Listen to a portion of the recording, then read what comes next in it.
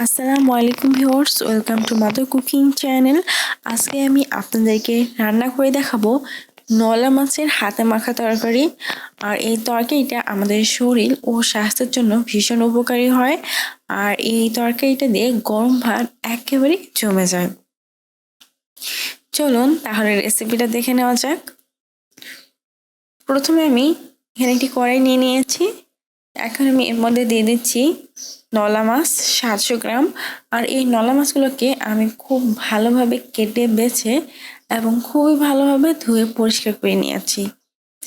আর এই নলা মাছগুলোকে আমি ছোট ছোট করে কেটে নিয়ে নিই। এখানে গোটা রেখেছি, আমি এখানে গোটা নলা মাছেই কিন্তু রান্না করব।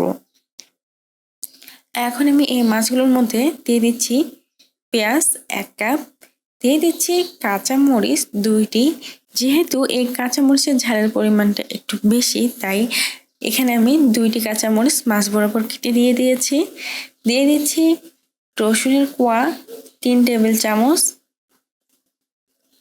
দিয়ে দিচ্ছি হলুদের গুঁড়া 1 চা চামচ, মরিচের গুঁড়া 1/2 চা চামচ। ঝালটা আপনারা আপনাদের পছন্দ অনুযায়ী বাড়িয়ে বা কমিয়ে দিতে পারেন। দিয়ে দিচ্ছি লবণ পরিমাণ মতো। আমার এখানে প্রায় 1/2 টেবিল চামচেরও কিছুটা বেশি লবণ লেগেছে।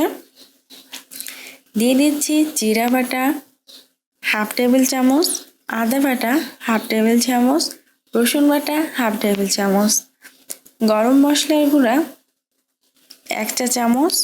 দিয়ে দিচ্ছি সয়াবিন তেল 1/4 কাপ। এখন আমি হাত দিয়ে এই তরকারিটাকে খুবই ভালোভাবে মাখিয়ে নিব। আমি বেশ কিছুক্ষণ সময় ধরে এই মাছগুলোকে এভাবে মাখিয়ে নিয়েছি। আর এই সময় মাছটা কিন্তু খুবই ভালোভাবে মাখানো হয়ে গেছে। তবে একটা জিনিস মাথায় রাখবেন, এই মাছটাকে যত ভালোভাবে মাখিয়ে নিতে পারবেন রান্নার পর এই তরকারিটা কিন্তু তত বেশি টেস্ট হবে।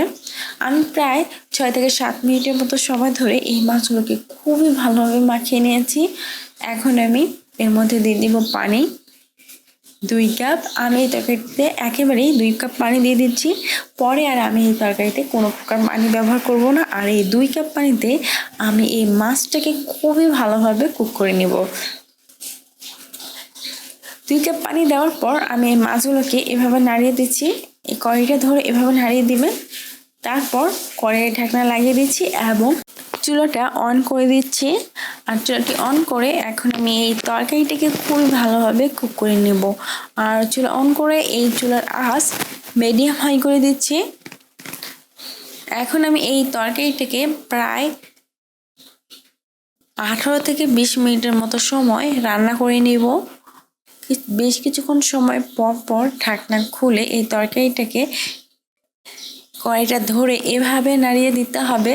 চামচ দিয়ে নাড়ালে কিন্তু এই নলা মাছগুলো ভেঙে যাবে। যেহেতু এই নলা মাছগুলোকে আমি গোটা রেখেছি, তাই আমি এই কড়াইয়ের এই সাইডটা এভাবে ধরে এভাবে মাছগুলোকে নাড়িয়ে দিচ্ছি। আর এতে করে কিন্তু মাছগুলো খুব ভালোভাবে নাড়িয়ে দেওয়া হচ্ছে। আবারও কড়াইয়ের ঢাকনা লাগিয়ে মাছগুলোকে খুব ভালোভাবে রান্না করে নিচ্ছি। এইভাবে আমি প্রায় 20 মিনিটের মতো সময় এই মাছগুলোকে রান্না করে নিয়েছি। আর এই সময় মাছের গ্রেভিটা কিন্তু অনেকটাই গাঢ় হয়ে গিয়েছে।